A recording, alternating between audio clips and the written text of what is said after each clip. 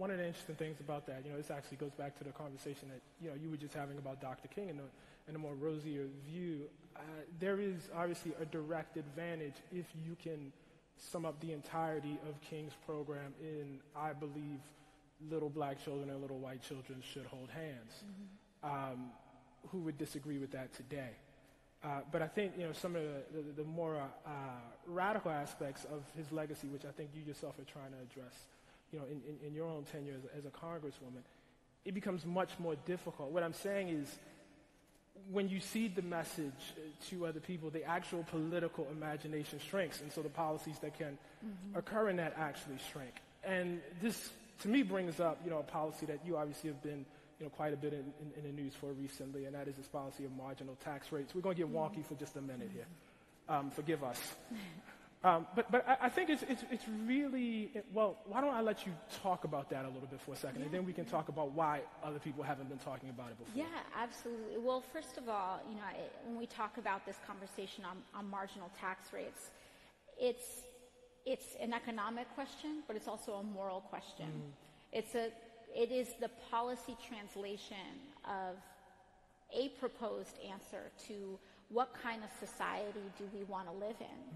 Are we comfortable with a society where someone can have a personal helipad while this city is experiencing the highest rates of people experiencing homelessness since the Great Depression?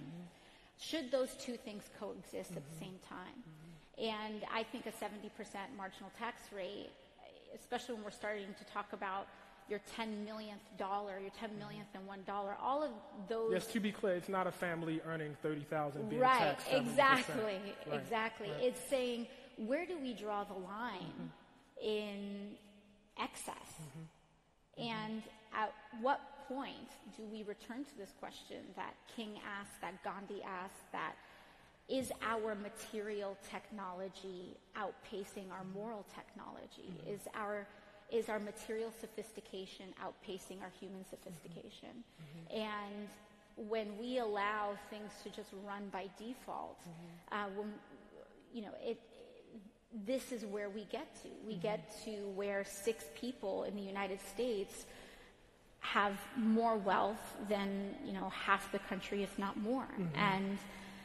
And so I think that when we talk about marginal tax rates, 70%, we have to say at some point we need to start incentivizing investment in actual people, in working people, and the majority of people. And that maybe just... And that maybe this idea of idealizing this outcome of maybe one day you too can be a billionaire and own more than millions of families combined is not an aspirational or good thing. So,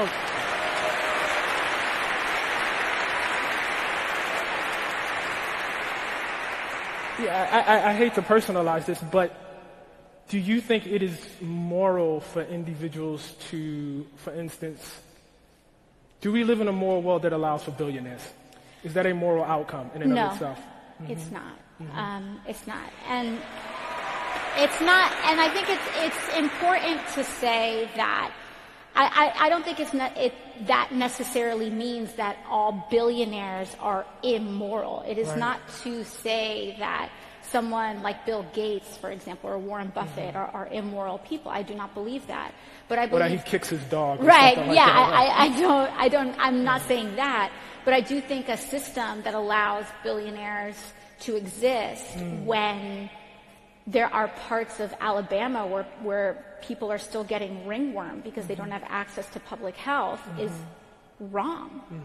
And I think it's wrong that I think that it's wrong that a vast majority of the country does not make a living wage. I think it's wrong that you can work 100 hours and not feed your kids. I think it's wrong that corporations like Walmart and Amazon can get paid. They can get paid by the government, essentially experience a wealth transfer from the public for paying people less than a minimum wage.